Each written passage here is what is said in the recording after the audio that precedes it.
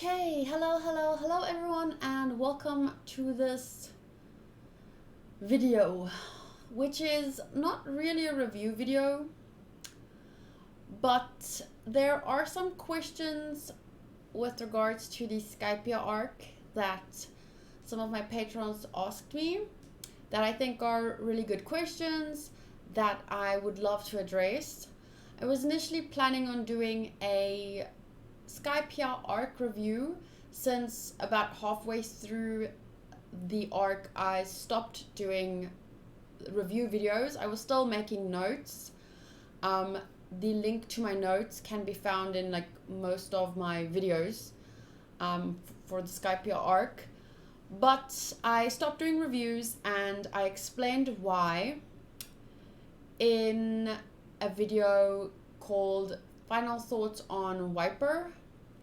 So what I said was just briefly, well, not about Wiper, but the reason why I ended up after that video not doing reviews was that it felt like I kept saying the same things over and over, and it was like the theme was already there. It was already addressed, and then it just felt like the arguments about that theme, around that theme, or a specific character, it felt like, you know, it doesn't matter what I say, how I say it, you'll think what you think and I'll think what I think, and it felt like it stopped being a discussion and was just like a repetitive, you think this, I think this, you think this, I think this.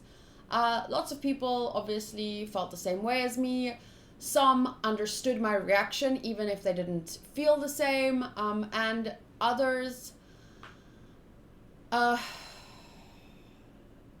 wanted to dictate how I react and how I feel about the characters and themes that were presented in the arc. So yeah, that's why I ended up just doing my reviews in my own time, and I stopped reading them out loud basically. But I still wanted to do an arc review once I reached the end. But then when I did reach the end, I ended up talking a lot in my videos anyway. So I stopped reading my notes, but I still talked a lot in the videos, kind of in compensation for not reading my notes. So I ended up talking so much about the arc that right now it would feel kind of overkill. Like I want to, like, I've already shared as much as I can share. Right now, I just want to answer these final few questions that I think are really interesting and creative. I haven't read through all of them, only the first couple. So yeah, that's basically what this video will be. I know it's a little bit late. Currently on YouTube, I'm posting reactions to the Foxy arc because I'm ahead in the story, but editing takes a while, so they get posted later. I don't mind that though, because it actually gives me a little buffer with regards to spoilers. It's the same thing that I was doing for Hunter x Hunter. I was watching ahead of what I post to YouTube, and that helped me a little bit because immediate things don't get spoiled as often. Like, I think I could have avoided that whole Robin thing. I might have been more surprised because I didn't know that character when we were first introduced to her was Robin. I've seen a similar looking character on like designs and stuff, pictures and gifs, but I didn't know if it was, I was so unaware. But then the way people hinted and defended her when I said certain things, I realized, oh, so this is the character that joins the crew later. And like, if I was watching further in the story, I wouldn't have been spoiled by YouTube comments in that way. So I actually like being ahead of watching compared to what I'm posting to YouTube. That little buffer just helps. So anyway, what I was trying to say is I am a little bit late with this video, but I was holding back on doing it because I didn't know how to approach it, and because I was tired of talking about things over and over about the arc. I was like, oh, I've said everything that I wanted to say, and the arc played out exactly how I said it would. It the characters, Luffy and Nami, for example, Norland, whatever his name is, I still don't know. Some people say their translation says different things, but anyway, those three characters validated everything that I had said, everything that I felt, and it played out exactly the way I thought it should and would. The people came together. Gunfall, they chose Gunfall to be their leader because his intentions were always so good. Him and the chief just wanted to put an end to the war and stop never mind. So everything that I wanted to happen happened. The characters validated my feelings. And that's where I wanted to end. I didn't want to keep arguing with people because at the end of the day, like I said, you'll think what you think and I will think and feel what I think and feel. Maybe one thing I want to address before answering these questions is I did talk about this in a video today, actually, just briefly. I don't remember which video, but let me just say it again. It was just ironic how, like, Luffy is this character that when something happens, he reacts immediately, and he is, how do I say, like, very intuitive. And when these things happen in front of me, it's like, I wouldn't say I take the story seriously, but there are a lot of important and serious themes interwoven into the fun story, the fun side of the story, and the fun side of these characters. So when something happens, it's like it's real to me. I feel like the story is so good, it draws me and it feels like I'm really there. So if a character is doing something right there that I disagree with and I get emotional, like, that's actually a good sign because it means that the story can affect me in that way. And any story, the purpose of a story is to deliver a message. It's supposed to affect you. It's supposed to make you feel things and think about things. So it just frustrated me a lot that people, some people told me, like, it's just a character, don't get so worked up, blah, blah, blah, blah, blah. Like, I don't know how to respond to that. Like, you know, I don't know how to respond to that because, yeah, I'm going to get worked up and I'm going to talk about why, and that's the purpose of the videos and why I'm doing this. So if you don't think I should be affected by a character or be affected, like, I don't know. I don't even know why I wanted to address that, but just know that if you said something like that, I don't know what to say to you. Like, anyway, let's start with the questions. The first one is, how was your perception of the beginning of the arc compared to the finale of the arc? In other words, did it meet your expectations? Did it flounder at holding your attention, or did it become something else to what you originally thought entirely? Like I said, it played out perfectly. It was so cathartic. I don't know how to say that word, but it made me feel so justified. I love the themes that it addressed. I love how it addressed it, and I love how it played out in the end. I love that it proved what I was saying.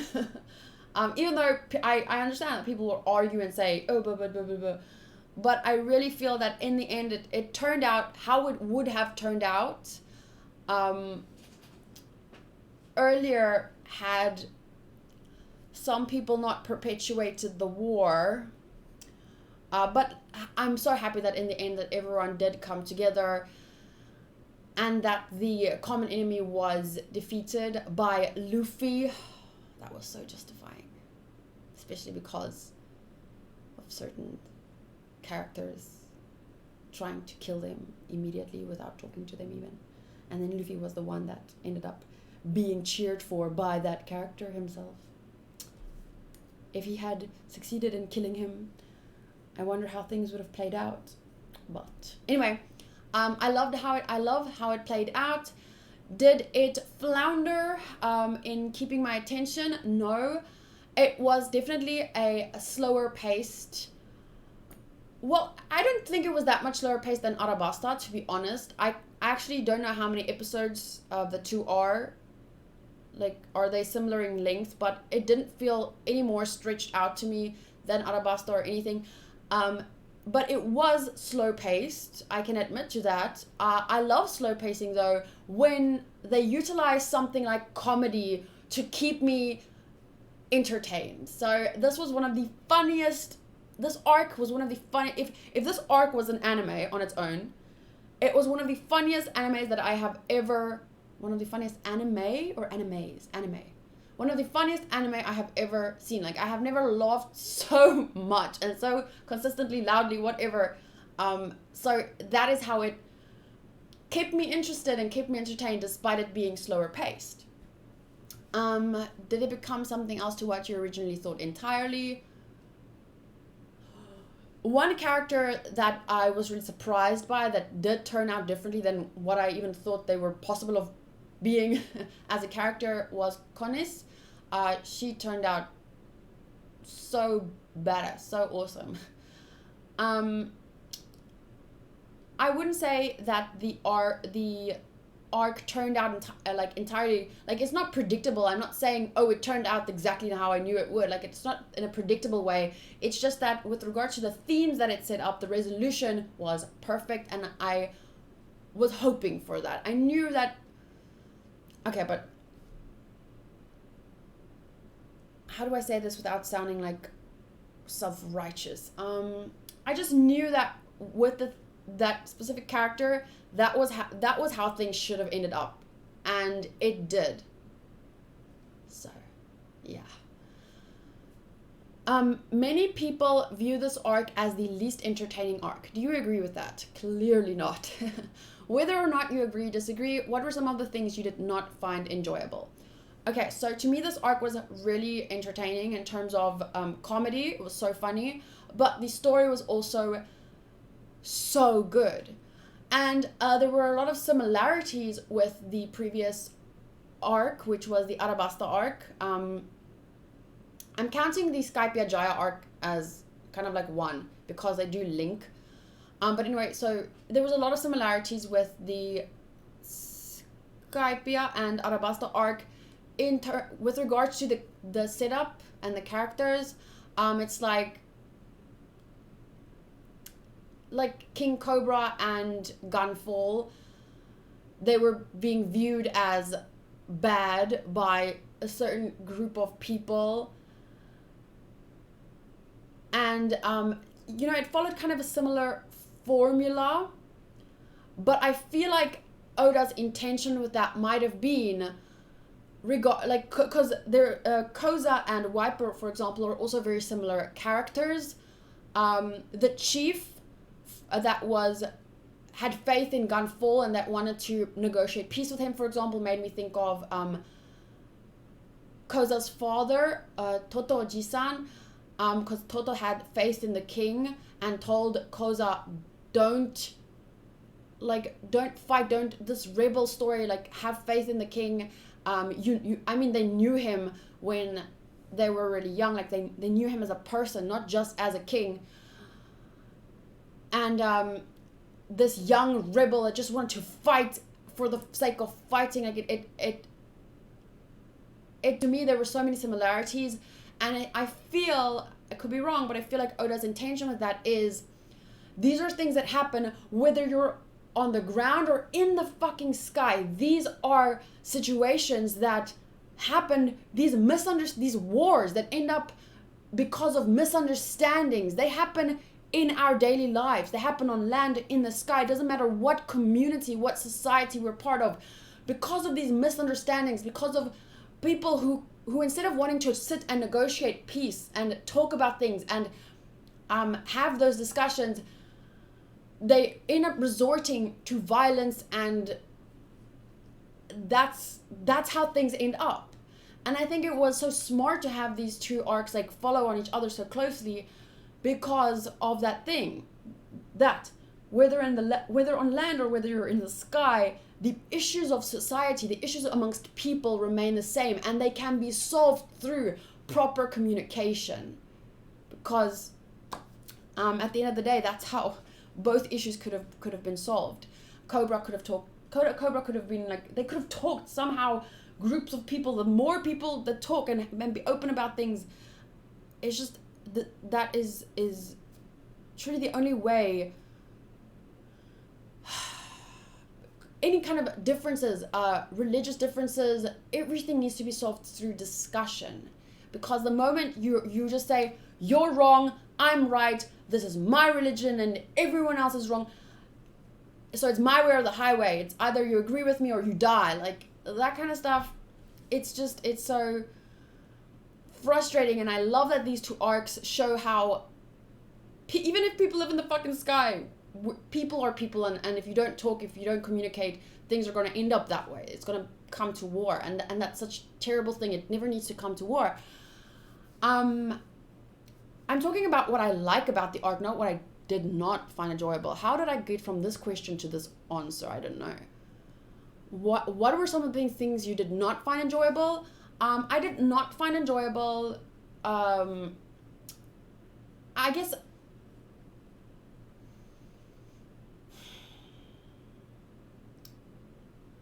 people misunderstanding me all the time and telling me, like, I'm not allowed to get mad at a character like Wiper because it's his religion, so it's not his fault. And I'm like, okay, but he's perpetuating a war. Like, if I want to be mad at that, let me be mad at that.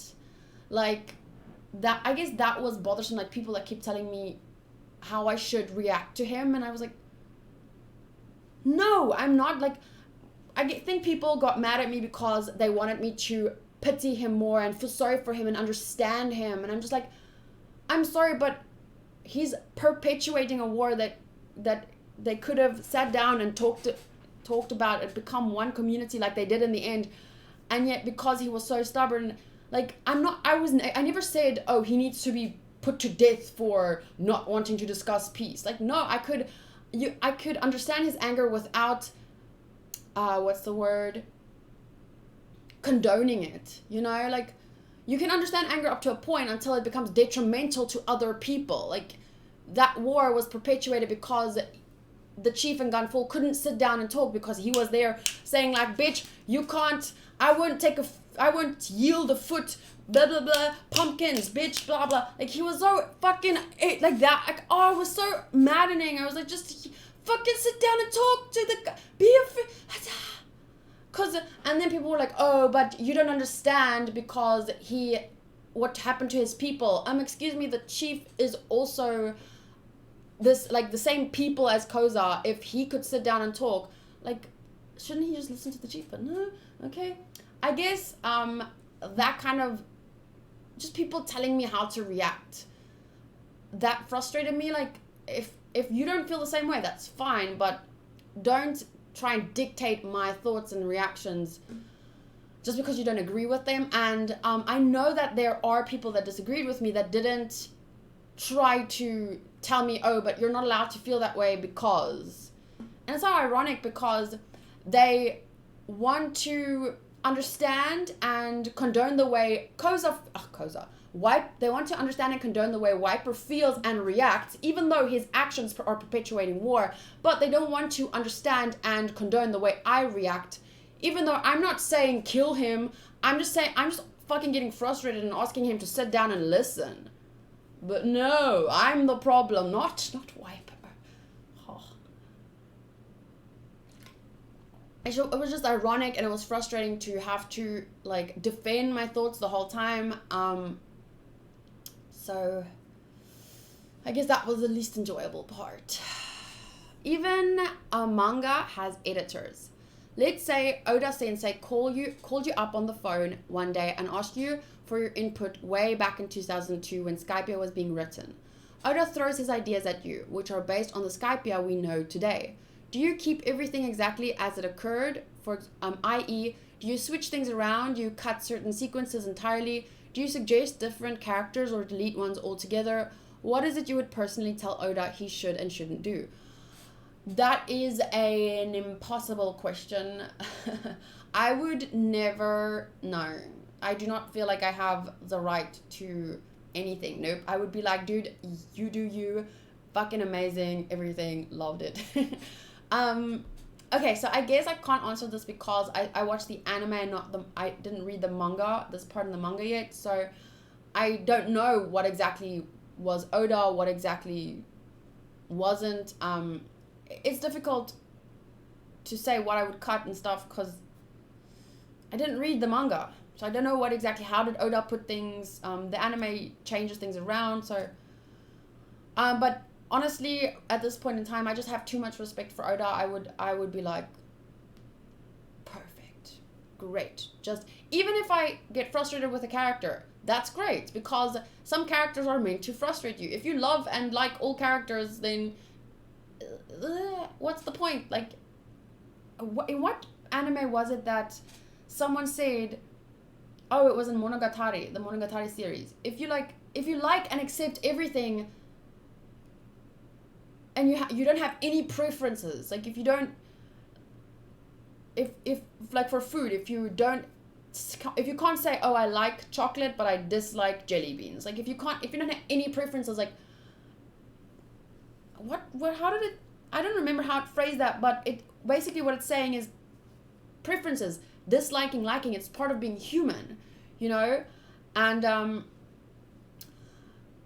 so even when I get frustrated with a character, I know that it's fine. It's part of the story. It's actually good that the story can do that. It's reflective of life. It's how you handle it, you know. You can get frustrated with someone, you can get angry at them, but that doesn't mean like you chase them away. Like, let's say if I really had a wiper in my life, obviously I wouldn't be like getting frustrated, and because I get frustrated because he's there and I can't, like, he's not a real person. If he were a real person, I would obviously talk to him the way he doesn't want to talk, or I would try to talk to him the way he didn't want to talk to Gunfall. It's fine to disagree with people. It's fine to not like someone even, but that doesn't mean you get to treat them poorly or kill them or just, you know, that kind of stuff. And so I enjoy the parts that I like. I enjoy the parts that I don't like. With regards to pacing, I loved it. So there's nothing that I could tell Oda to do differently because it was perfect. For me, it was great. I'm trying to think really of something to mention. And I'm not sure, is it because it really is perfect for me and I wouldn't change anything? Or do I just respect Oda too much to even notice something that I would change? There's nothing. I think it was great. Yeah. Your opinion on some of the main characters had a remarkable turnaround. Would you please elaborate on how and why each main character for Nami shifted the story arc? If you'd prefer to save this for something like a list discussion, that's completely fine. Your opinion on some of the main characters had a remarkable turnaround. Would you please elaborate on how and why each main character shifted the story arc? Okay, so let's take a look at my lists. One Piece list. So yeah, I think they mean for Nami.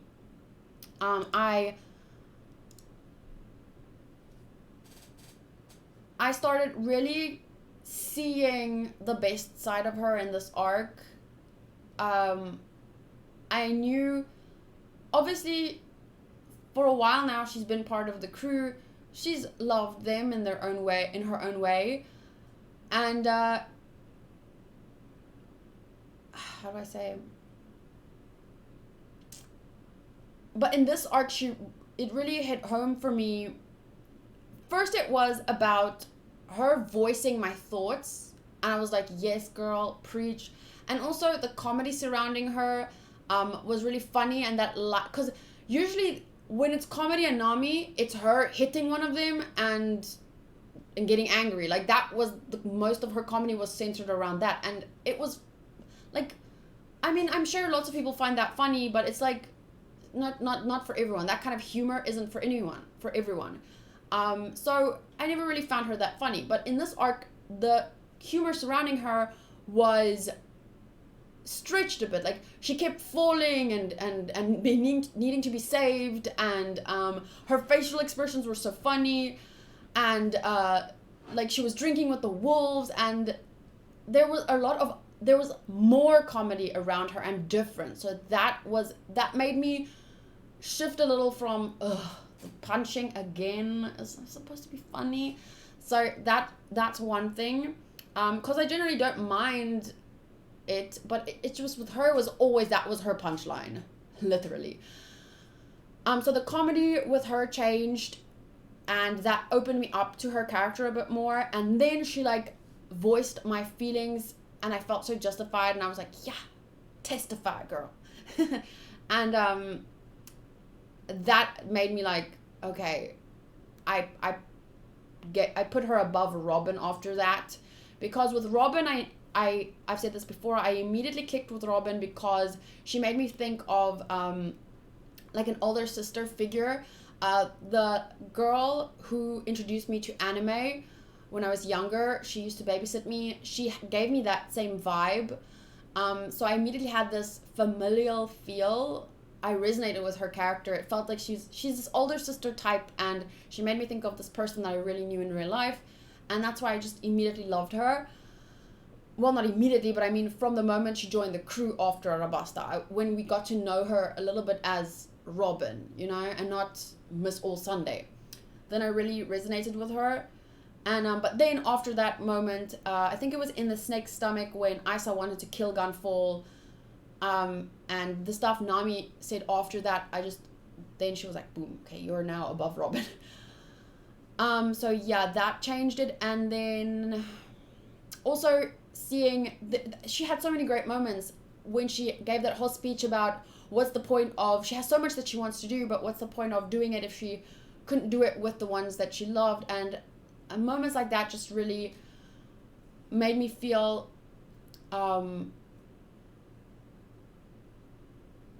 more close to her as a straw hat. So yeah. For the rest, let's see what the questions are. Would you please elaborate on how and why each main character shifted the story arc? I don't really understand what that means. Shifted the story arc, like how did my opinion of them change?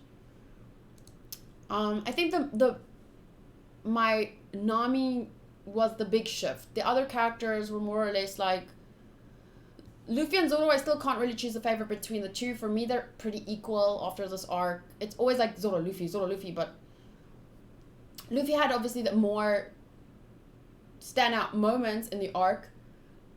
So probably if I had to choose a favorite right now, it would be Luffy, but it changes daily. Usopp, hilarious as always. Chopper had his big moment. He's a pirate now because he defeated what's that guy's name? I forget, but you know who I'm talking about. Sanji had that huge moment. Robin had, my favorite Robin moment was when she was discovering Chandra.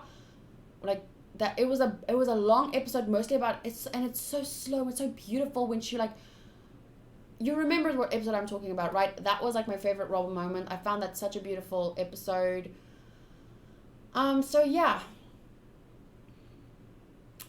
My opinion on the characters didn't change much in this arc except for Nami. I love her now.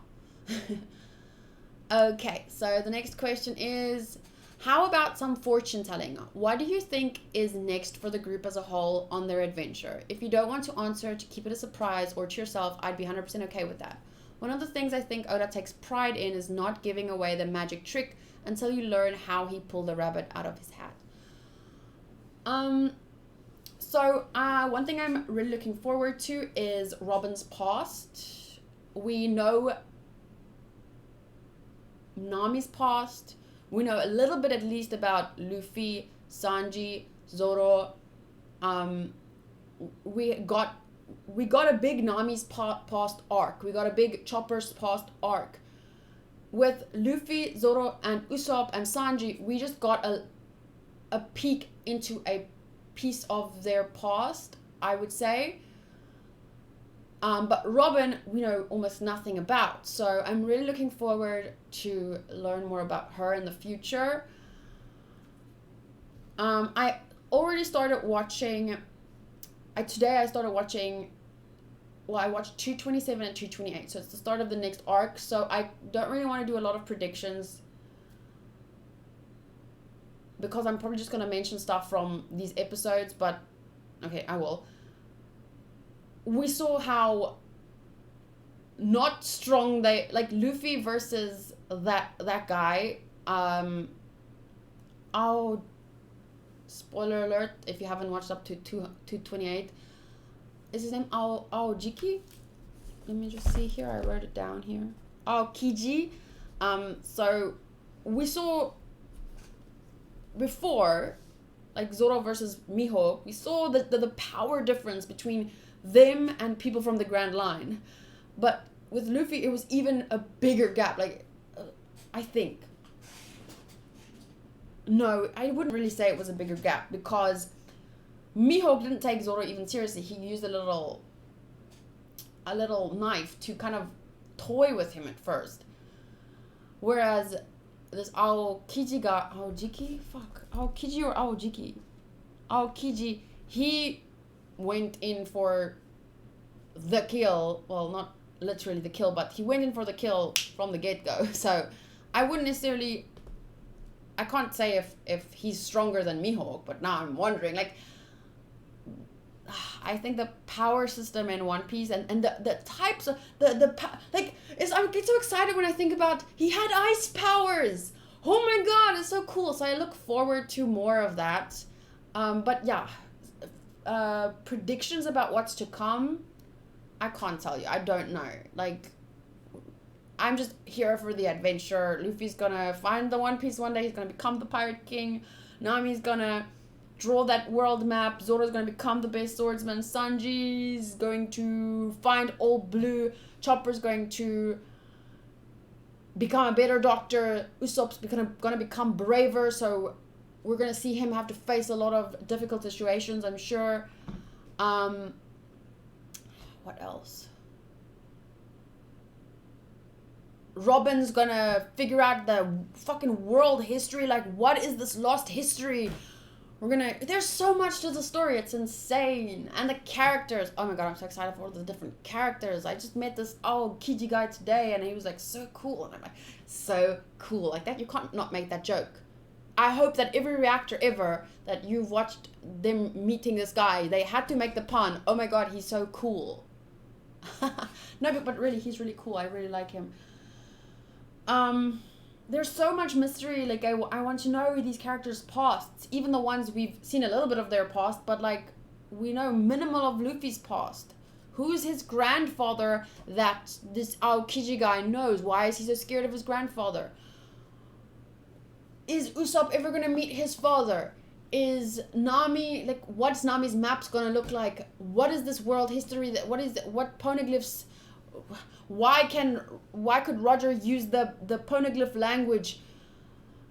Is Zoro ever gonna become how is he gonna fight? Is he gonna have to kill Mihawk to become a master sword, the best #1 swordsman? Why did I say that? There's so many questions. Yeah. I have no real predictions, but I'm just excited for everything. Question. Knowing what you know about devil fruits, how do you like them compared to other quirks you've seen for shows? My Hero Academia, Hunter x Hunter, Bleach. If that question is too loaded because of rabid fan bases, then instead of what do you think about devil fruits in general, I personally believe they are brilliantly designed. In a world that is 90% water, the threat of not being able to swim is a real consequence. The rarity of the fruits mean getting lucky. The randomness of the fruits mean getting even luckier. It's clear to me that Oda really wanted a stretchy protagonist. I absolutely love the devil fruit system. It's so creative and so fun. Like, he can have so much fun with it, and it's so awesome. Like, ice, fire, stretching. What were some of my other favorite ones? Let me just quickly see here. I have a list here of the types of fruits that I've come across. Oh, Alvida, fucking smooth. Like, I want the Sube no Mi. The Kilo no Mi was funny. Smoker. Okay, the split one. Buggy. We have the Bom no Mi. I don't know what it's called. Baku. What is Bom? Wax, the Wapol that can eat anything. What is Zoan type? So that can be endless. Like, I can't wait to see more Zoan types that turn into what kind of creatures and things. Okay, the Mr. 2 with his copy ability. Fire, sand. Robin's one, which freaked me out at first, and now I think it's so beautiful. The mole one. Ooh. The fucking dog that ate the gun that ate the dog fruit. Like, I don't know how I still want to know how the fuck did that happen. What kind of cross mutation, batshit, evil what did I want to say instead of giant? Evil scientist did that. Like, I want to know. Blade Man, Thorn Woman, she had some of the most creative moves, and she wasn't even like a big villain. But she had such creative moves.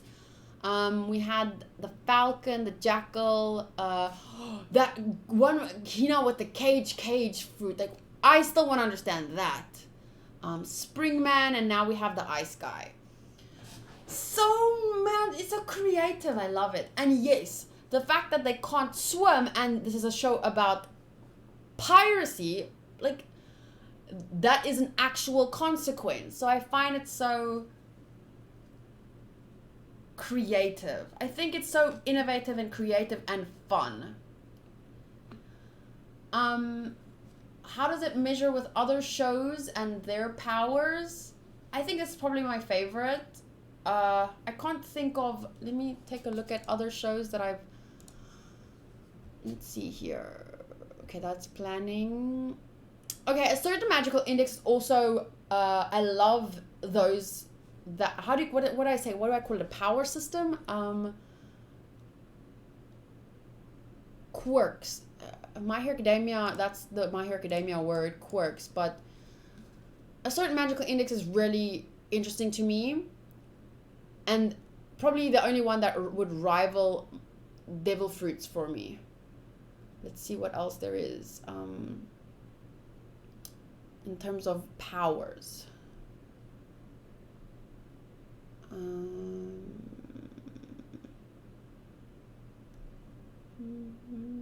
Sorry, I'm just, if you want to look through with me, let me do this. Fairy Tail also had like magic, but that's more like mages and magic. I love it, but I don't say it wouldn't compare to Devil Fruits for me. And from a certain magical index, I don't think it measures up to that for me personally.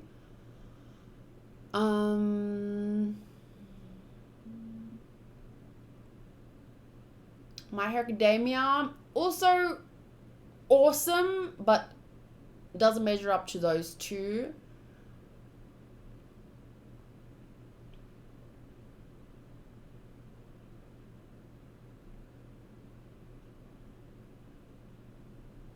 These are all the anime I've watched, by the way. So I'm just trying to look for stuff where there's powers. Okay, Bleach I haven't finished yet, but also I don't think Bleach would measure up to the Devil Fruit. Hunter x Hunter I'm watching, but I'd rather not compare or mention that because the fandom would just eat me alive.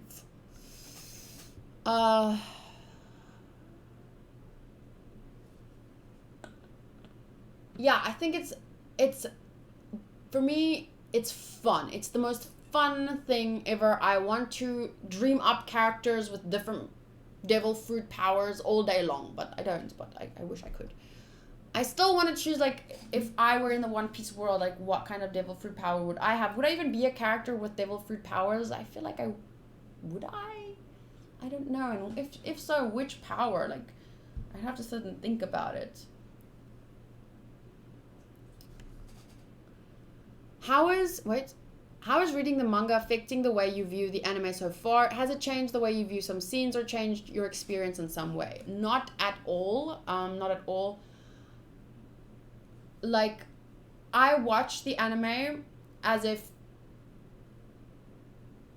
that's the source material, but then I read the manga and then I filter, okay, this is the source material. I don't know if that makes sense, but yeah, I like taking everything in the anime at face value, and it really frustrates me sometimes when I talk about something and then it's like, oh, but that's not canon. And then I'm like, okay, but I'm reading the manga, so can you let me figure that out for myself? Thank you, bye.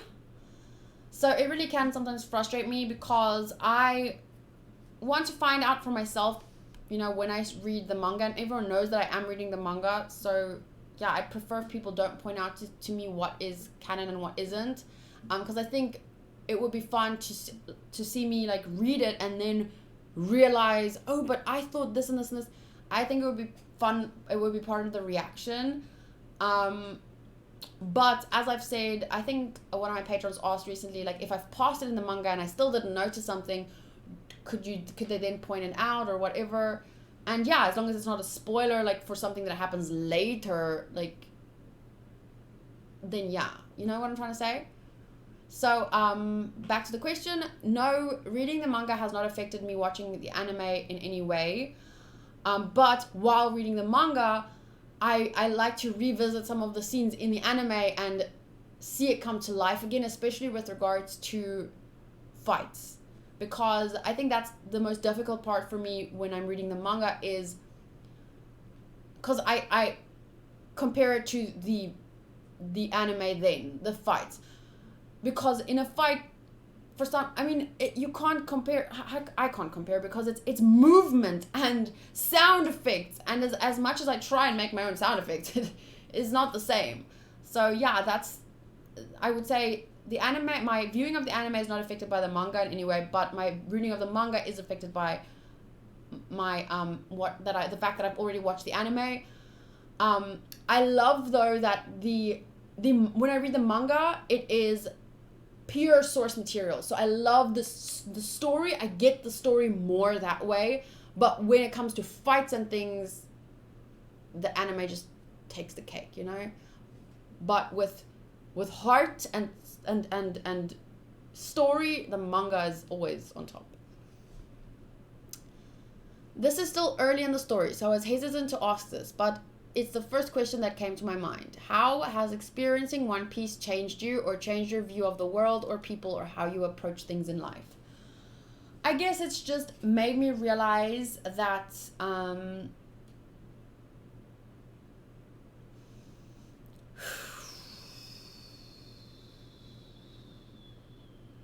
you will not how do I say this?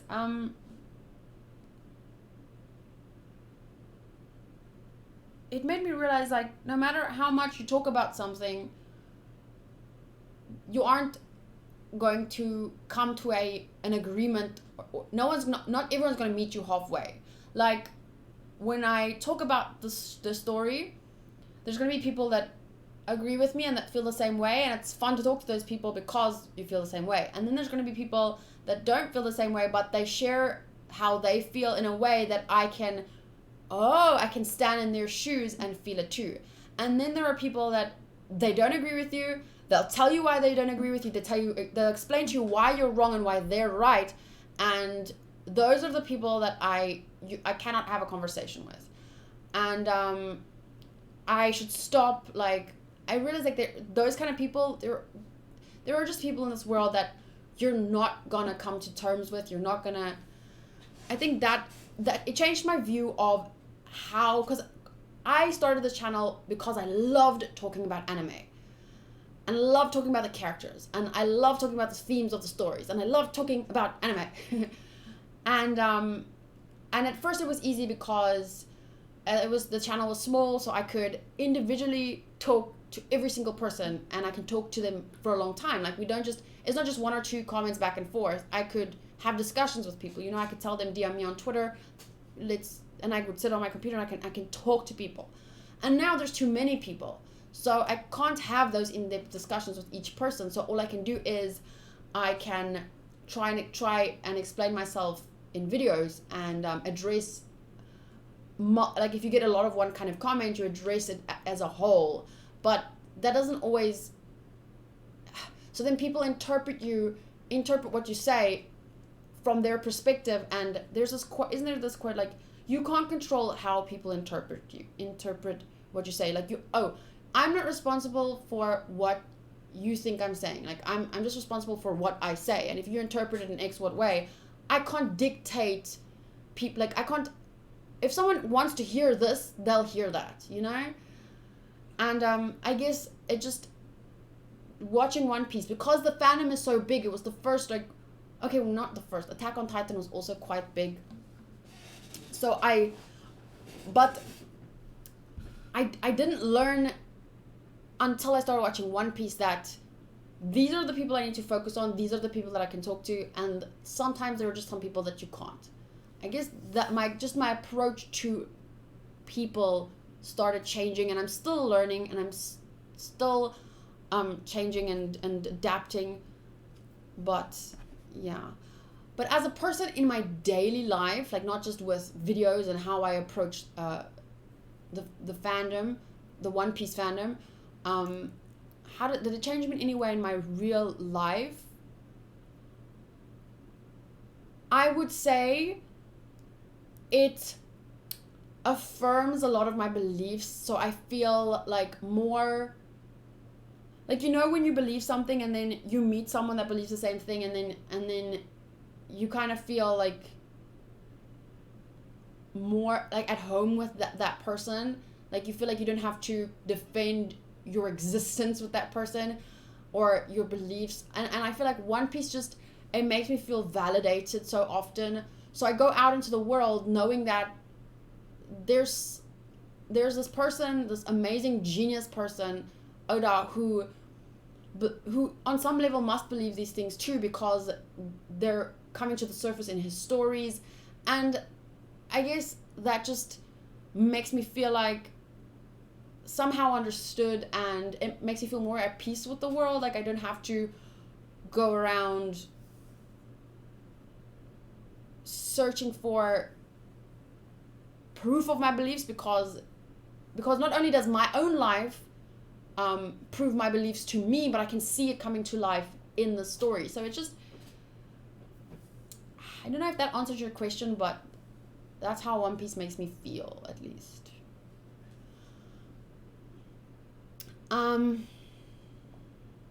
Yeah. Okay, also, in a more specific way, do you have any quotes or scenes you remind yourself of often? For me, one example of this is what Zoro thought after Arabasta, reflecting on his newfound power to cut steel. I need to concentrate harder. If I can draw forth that same power whenever I want. If I can't draw forth that same power whenever I want, then I can't say I've grown stronger at all.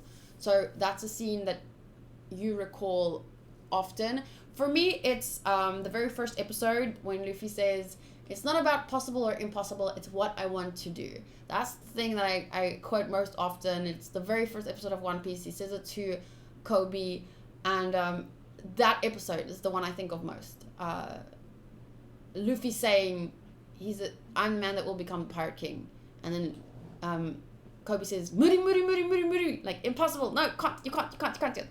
And he just doesn't care. And he says, I don't like you. He or something like that. And Kobe doesn't say it in a way that Kobe takes it. Like, he's still friends with him eventually, but he's honest about, like, I don't like people like you. Like, you know that episode, so you understand what I'm trying to say. And that's the episode, I guess, that I think the most often whenever I, like, doubt myself or for a second, then I'm like, it's not about possible or impossible. It's what I want to do. I guess that also is from the previous question, how has experiencing One Piece changed you? I guess Luffy as a character, his attitude towards life and everything, that has also influenced me. Like, whenever I get too worked up about something in real life, not in, like, while watching, but I mean, like, in real life, when I feel down about something or when I feel stressed about something, I just think of like Luffy's attitude, and like there's always someone that helps him, and when he can help, he'll help too, you know. And things just always work out for him, and he just says, I'm lucky, and then he ends up being lucky. Like, it's like he speaks his whole life into existence, and no matter what happens, he just lives. And I think, yeah, maybe that Luffy's attitude has also influenced me in my everyday life. So yeah, those are my answer to those two questions, Luffy and the first episode. Okay, if you had to choose someone we've met in the Jaya Skypiea arc to join the crew, either good people or a reformed villain, even Enel, for example, who would you choose? If you had to choose someone we've met, to join the crew. Okay. So, sorry, my mind is starting, I'm getting tired, it's really late. I wanted to be in bed by now. But, if I had to choose someone we've met in Jaya Skypiea to join the crew, either good people or a reformed villain, even Enel, for example, who would you choose to join the crew? Let me quickly take a look here.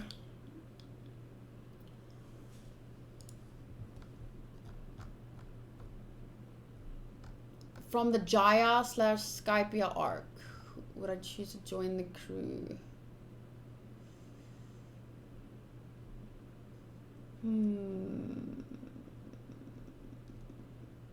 I don't know if I've added characters in from the Skypiea arc. I haven't, have I? I haven't, because Enel's name isn't here. I need to add their names then. Okay, so characters from the Jaya/Skypiea arc, a reformed villain, or... I would actually love another girl. I would love if Conis joined the crew.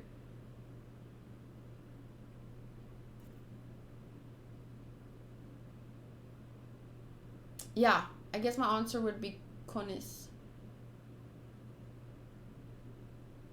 Mont Blanc cricket would be a cool choice, but I like girls. I like girl energy. I think there's a lot of guys now, and I wouldn't mind another girl, so Conis.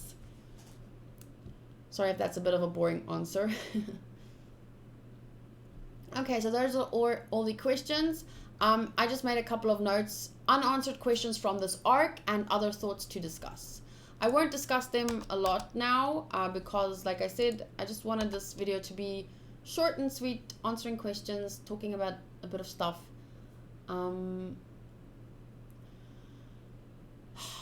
Year 402 of the Kayan calendar. So Robin read that somewhere, and Kayan sounds kind of like Mayan, and I thought about the whole Mayan calendar coming to an end, the world was ending, blah blah blah, that whole thing. So I kind of want to research a little bit of the Mayan history of our world and who they were, because maybe it influenced the One Piece story a little, because what is this Kayan calendar? Here's another quote. The city was at its peak of prosperity over 1,100 years ago, and then it fell 800 years ago. So these numbers are really important to me because I wonder, how old is this One Piece world? Like, our world, for example, we're currently in 2020. But our world is apparently like way older than that. So like the One Piece world, because I remember someone saying something about their theory is something like it's a dystopian world, like maybe there was some kind of, maybe the society had to restart, or I don't know. So that's like a theory. So I think it's important to take note of dates and stuff. And that this, I don't know why this quote seemed important, but because she said 1,100 years ago, the city was at its peak of prosperity 1,100 years ago, and then it fell 800 years ago. So like stuff like, I even think about like I should stop saying like so much.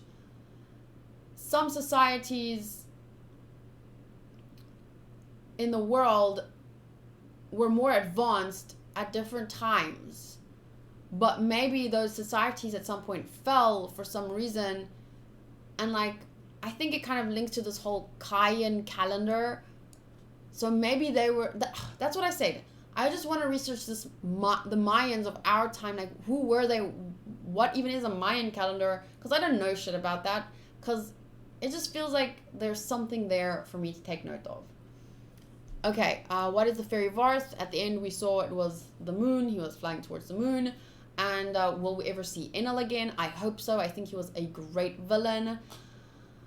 There's a lot of stuff there actually for me to talk about, but like I said, I'm a little bit tired of talking about it now at this point. But if you think about beliefs and how dangerous they can be, like Enel really believed he was God, and he believed he was doing the right thing by clearing the sky of people that didn't belong there, because God should inhabit the sky. So that was his belief.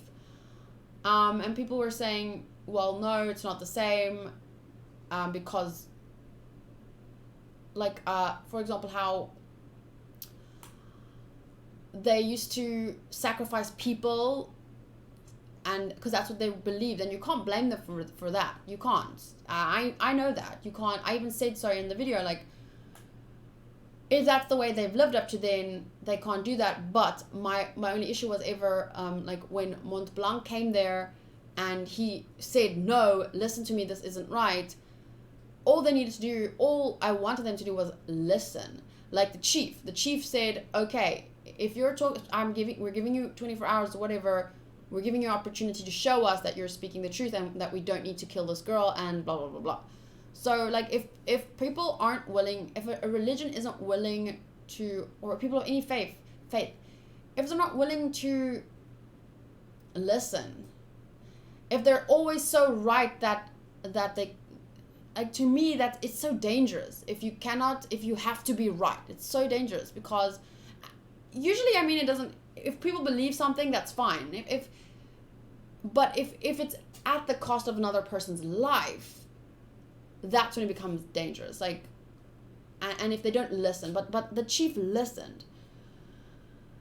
And it's the same with belief is such an important part of this arc, because Enel thought he was God. That was his belief, and that's why he thought he had the right to do what he did. The people of, in the same way that you say, for example, we can't blame Kalgara and them for sacrificing their people because that was their way. You really can't blame them because, like, his daughter, even though she was afraid, she willingly sacrificed herself because that's what they thought. You can't blame them. But in that same way, if you argue that even when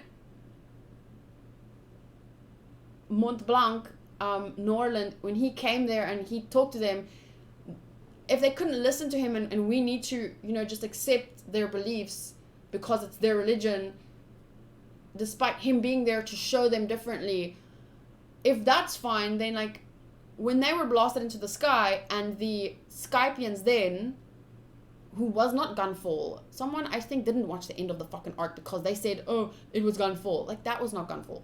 But anyway, it was their belief too that Varth was holy and no people except for God should be able to set foot on Varth.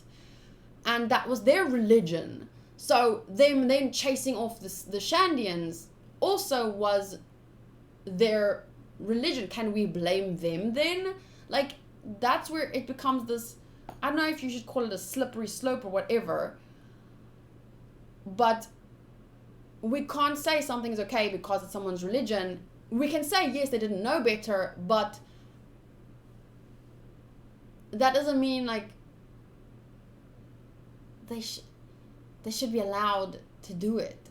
So when someone comes and tells them better, the least they could do is listen and discuss and think, maybe we shouldn't chase people from their homeland. Maybe we shouldn't kill people to cure ourselves from a curse, That's all we can do. We cannot blame people for what they did when they didn't know better, but once there's an opportunity to learn and they're not willing to learn, that's where I have a problem. And how did I get to this again? I don't know. I was basically just talking about Enel and beliefs and how dangerous it is, and but Fairy Varth, are we going to see Enel again? I hope so. He was very interesting as a villain. How did Roger leave that message on the poneglyph? Like, the language? Can he write it? Does he have... Like, Luffy can't write it, but Robin can read it. So, Roger may be a captain, and he couldn't use the language. Maybe someone else could. Or could he? I don't know. We're going to have to find out. If Hotohori and Kotori are clones, does that mean whichever place Enel came from has that kind of technology? Cloning technology? Like, how were there fucking clones, or did they just say they were clones and they were actually just his little idiot twin brothers? I don't know. It was really creepy. But cloning, like, I'm pretty sure they call themselves clones. Could have been a mistranslation, I don't know. But at this point, I'm wondering what the heck is cloning technology doing wherever they come from. This is a separate video that I'll do at another point. Luffy as an anti-hero, that's something we could discuss at length. Cornus' character was way more awesome than I thought at first. Already talked about that. And also I already talked about the Arabasta and Skypiea similarities. Maybe the storylines of Arabasta arc and Skypiea arc are so similar on purpose. Maybe Oda is showing us that everywhere on Earth, even in the sky, wars like this happen. Wars based on anger and frustration and misunderstandings. Why else would these two arcs follow each other? Why else would these two arcs follow such a similar formula? And then finally, just types of devil fruit I know of so far. Logia, Paramecia, and Zoan. So the Zoan is like Chopper, Paramecia is like Luffy, and Logia is like Smoker. So how I understand it as of this point, do not explain it to me if I'm wrong. Zoan is like your body becomes like a bull or a wolf or a human like Chopper or a dog. Paramecia is like Luffy, and it's like his body is something, like his body is rubber. And then Logia is like Enel, where his body can become lightning or smoke, or like it's more like an emitting kind of. I don't really understand the exact difference between those two yet, but don't explain it to me. I will read it in the manga. Maybe it's explained. I will understand it better once I, but yeah, sorry. Okay, so that's it about this arc. I absolutely loved this arc. There was like 1 or 2 episodes max, 2 max, where and it wasn't even the whole episode, it was probably just like a half. I think there towards the end, by the final fight with Enel, I feel like there was 2 episodes that could have been squashed into 1. That was the only time. I don't remember exactly where it was, but it was really very close to the end, and I remember saying it in the video. So that was the only time I felt like, okay, this is a bit more stretched out than it needs to be. I feel like there was 2 episodes that could be squashed into 1. Everything else though I was really happy with, because it was filled with comedy, and that kept me entertained. So I know there were other people that were, they didn't like the Hotohori fight, but I found that really funny. So yeah, everything else was great for me. The flashback was at the perfect time. So yeah, I loved it, and I'm looking forward to the next arc. Thank you so much for everyone who watched with me, who listened to me, who shared their thoughts. I will see you in the next video. The next video should be, currently I'm editing the video for 217, 218, and 219. That's the last Foxy part, and that should be posted on Thursday. I'm recording this on Wednesday morning at 1 o'clock, 1:15. So this should be posted Thursday night. Then the 27 and 28, which I watched tonight, that should be published on Sunday, latest Monday. And then on Friday, I'll be watching 229, 230. I'm not that far ahead, in terms of editing versus what I'm posting to YouTube. So I guess the spoiler buffer isn't that great right now, but hopefully it will grow bigger because it really helps. It helped for Hunter x Hunter at least. A little. Some things. Because people spoil things and then I was like, ha! I already know that, bitch, because I saw it. Because it happens 10 episodes from now and I'm already there. So, yeah. Anyway, I'm really tired now. I'm going to go sleep. I'm going to upload this video and only publish it tomorrow night though. Or tonight, because it's already today.